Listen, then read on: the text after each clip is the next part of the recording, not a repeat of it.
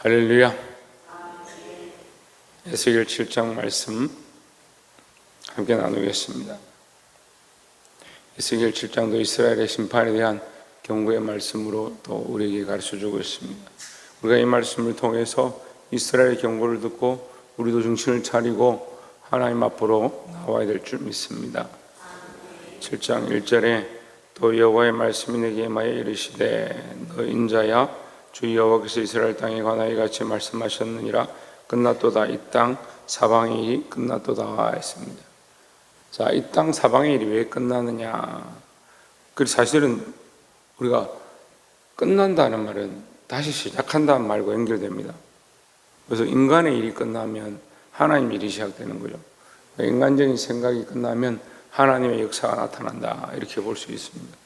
사람들이 죄를 짓고 범죄하고 하나님 떠나고 우상을 섬기니까 그 이 땅 일이 끝나야 이제 하나님의 일이 시작된다.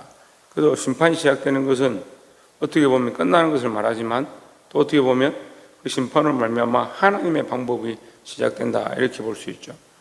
그래서 때로는 심판 당하고 채찍을 맞음으로 우리는 고통이 있고 괴로움이 있어서 하나님 어째서 우리를 이렇게 괴롭게 하십니까? 할 수도 있지만 우리가 하는 죄를 깨닫고 회개하고 돌이키고 다시 하나님의 일이 시작되게 하는 거예요.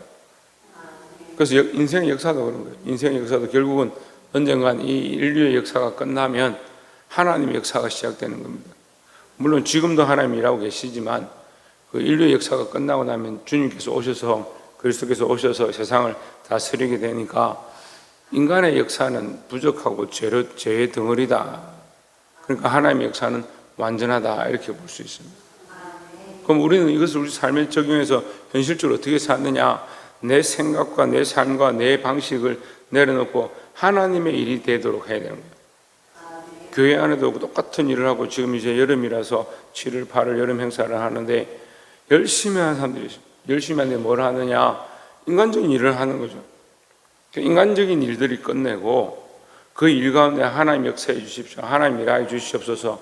그런 마음과 열심을 가지고 해야 되는 거예요. 똑같이 열심히 가지고 일하는데 인간적인 일을 하는 사람과 하나님의 일을 하는 사람이 있습니다.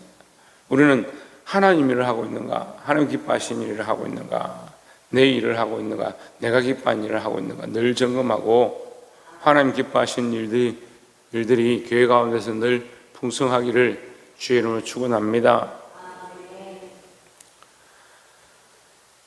그래서 우리가 8절 보면 그 얘기를 다시 하는 거예요. 이제 내가 속히 분을 내고 내게 속고 내 진노를 내게 이루어서 내 행위대로 너를 심판하여 내 모든 가정한 일을 내게 보응하되 했습니다.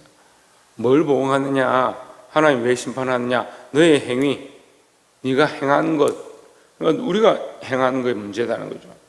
우리가 말씀으로 가고 하나님 뜻으로 가는 게 아니고 자꾸 내가 원하는 일들을 행했기 때문에 그 행위에 대한 복이 있다라고 말씀하는 거예요. 9절에 내가 너를 불쌍히 여기지 아니하며 긍휼히 여기지도 아니하고 내 행위대로 너를 벌하여 너의 가정한 일이 너희 중에 나타나게 하리니 나 여호와가 때리는 힘을 내게 알리라. 내가 알리라. 자, 하나님의 심판을, 하나님이 너를 심판하시는 자임을 알 것이다. 근데 하나님은 심판을 하기 위해서 세상을 창조한 게 아니에요.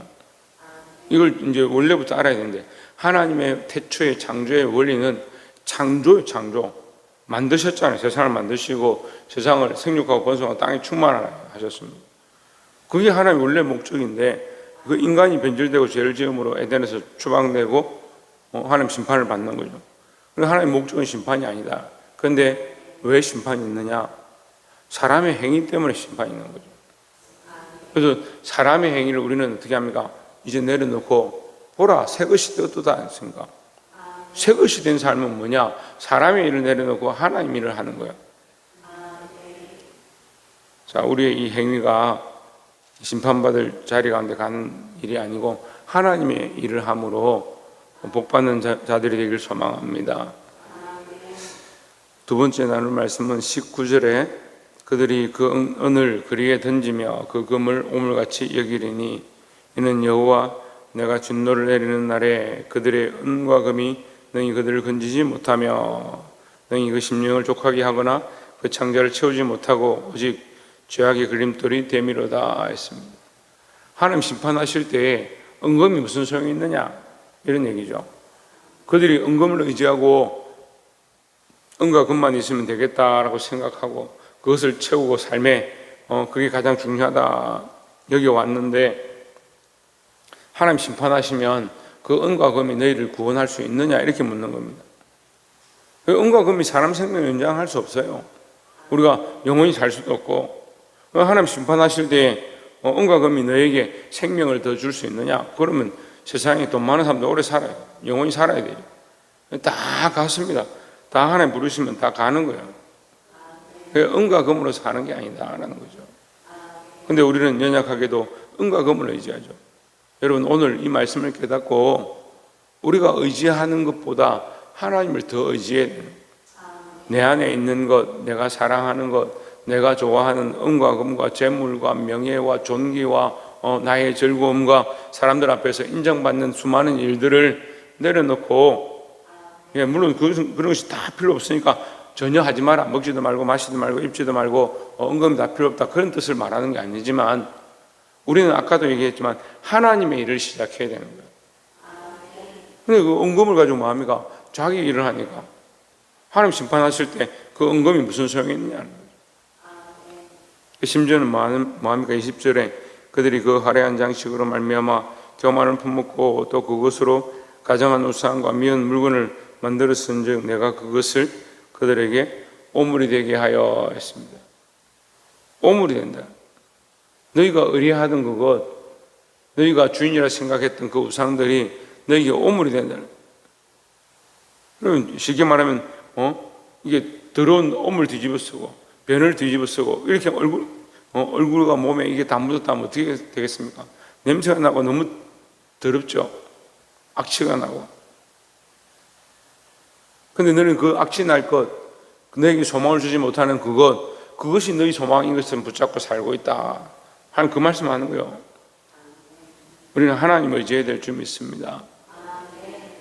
그래서 우리가 세상의 은금을 의지하지 말고 하나님을 의지함으로 앞에도 말씀드린 것처럼 하나님의 일을 할 수 있는 사람의 일이 아니라 나의 일이 아니라 하나님의 일을 할 수 있는 저와 여러분 되시기를 주의 이름으로 축원합니다. 마지막 끝으로 26절에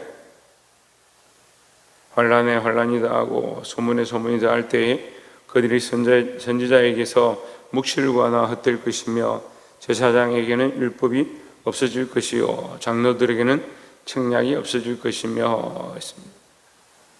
자, 환난에 환난이다고 너희가 환난을 당했는데 거기서 또 환난을 받고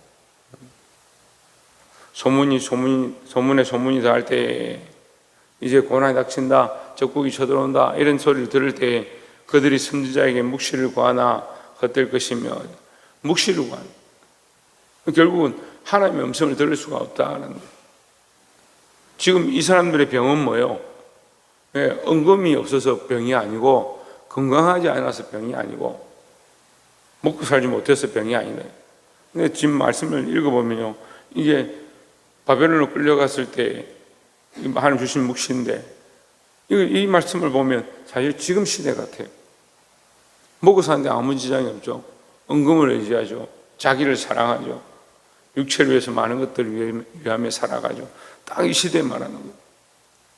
근데 뭐가 자꾸 없어집니까? 하나님의 음성을 듣지 못하고 묵시가 없어지고 선지자들에게 구해도 선지자들도 그 기능을 못하고 장로들도 책략을 내지 못하는 그런 시대가 되어가고 있습니다. 사슴이 물을 찾지만 물을 줄 자가 없다. 교회가 교회 역할을 하고 생명의 역할을 하고 세워진 자들이 바른 말씀을 전하고 물론 뭐 이게 꼭 좋은 건 아닌데 우리 초대교회 때 보면 교인들이 제대로 신앙생활 안 하면 교회에서 혼을 내고 징계를 하고 심지어는 예배 시간에 늦게 온다고 쫓아내도 눈물 흘리면서 해결을 했는데 지금 야단쳐 보십시오. 누가 교회 오겠나? 그러니까 말씀대로 가르칠 자들이 없다. 저도 어제도 목사님들 모임을 했는데 교인들 눈치를 본대요. 제가 그래서 하나님 눈치를 봐야지 왜 교인들 눈치를 보냐. 근데 시대가 그래 돼가는 거예요. 잘한다고 얘기하는 게 아니에요. 우리가 하나님의 뜻을 쫓고 하나님의 마음을 알고, 그러니까 그만큼 하나님에 집중하지 않으면 자꾸 뭘 합니까? 사람의 일을 하는 거예요. 그래서 여러분도 그걸 고쳐야 돼요. 내가 듣고 싶은 말, 내가 들으면 좋겠다고 생각하는 말, 그걸 들으려고 하는 게 아니고 하나님께서 내게 원하시는 게 무엇일까? 그래서 때로는 그 말씀이 우리에게 가시 같고 칼 같고 우리 심령골수를 찔러 쪼개기까지 한다 이렇게 느껴질지라도, 그러면 뭘 해야 돼요? 심령골수를 찔러 쪼개야 되는데 인간이 이게 그래서 완악하다고요. 완악한 게 뭐가 완악하냐? 다른 짓 해서 완악한 게 아니라 말씀을 듣는데 심령골수를 찔러 쪼개는 게 아니고, 아이고 오늘 말씀은 내하고 안 맞네, 이 교회는 내하고 안 맞네, 그렇게 생각하는 게, 저는 목회하기 전부터 수십 년 동안 설교 말씀 들었지만, 설교 말씀 들어서 이 말씀은 내가 듣지 말아야 될 말씀이다 그렇게 들은 적 한 번도 없어요. 아무리 저에게 핍박하는 말씀이고 저를 공격하는 말씀이 있든지, 또 아무 말도 안 되는 소리를 한다 할지라도 그 말씀 속에 하나님의 음성을 듣고자 노력했어요. 그렇게 하니까 이게 훈련이 되는 거예요. 말씀 속에 하나님 뜻을 찾는 거지 그렇게 말하는 걸 듣는 게 아니에요.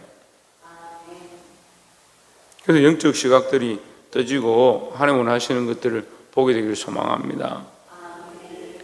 선지자에게 묵시를 구하나 헛될 것이며, 제사장에게는 율법이 없어질 것이요 장로에게는 책략이 없어질 것이며, 27절에 왕은 애통하고 고가는 놀람을 옷 입듯 하며 주민의 손은 떨리리라. 내가 내 행위대로 그들에게 갚고 그 죄악대로 그들을 심판하리니 내가 여호와인 줄을 그들이 알리라 했습니다.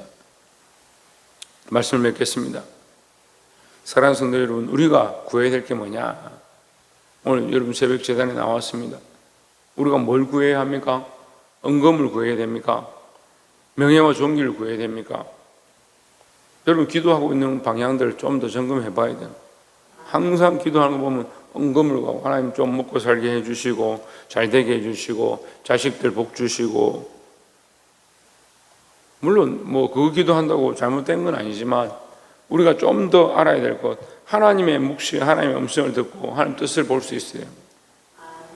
다 잃어버리고 하나님 잃어버리고 하나님과의 관계 잃어버리고 하나님의 음성을 들을 수 없고 기도할 수 없고 영적으로 메말라 있는데 집안이 잘 되고 자식들이 잘 되고 돈을 많이 벌게 하시고 그렇게 백날해 보세요.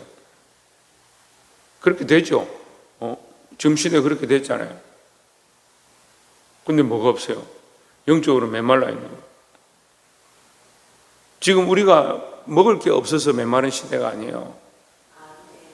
그렇잖아요. 지금 시대가 먹을 게 없는 시대가 아니에요. 하루에도 수십만이 그냥 노는데잖아요. 직장을 다니지 않고 수십만이 노는데도 먹고 사는데 별 지장이 없대요. 평일에 보면 이 돌아다니는 사람들이 없었는데 지금 평일에도 어디 유원전에 있는데 돌아다니는 사람이 천지예요. 여러분 가정의 자녀들이 먹을 게 없어서 힘든 것 같아요? 입을 게 없어서 힘든 것 같아요?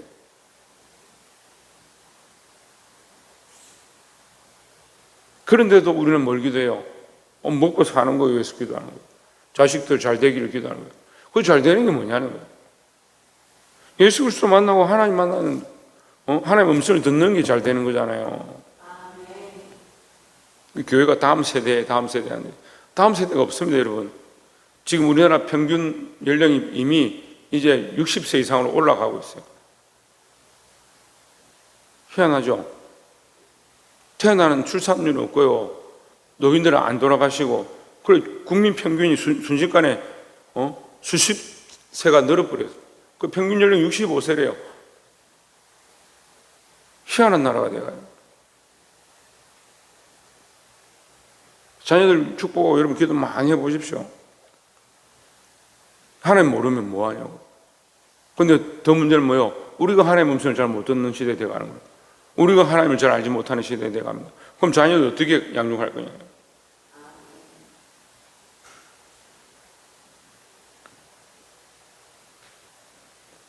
우리가 자녀들을 위해서 울고, 예수님 십자가를 지고 가실 때 너희 자녀를 위해서 울으라 말씀하셨습니다. 다음 세대를 위해서 울고, 영혼들을 위해서 울고, 하나님 음성을 구하고 하나님 뜻을 구할 수 있는 저와 여러분의 기도가 되고 삶이 되기를 주의 이름으로 축원합니다. 기도하겠습니다.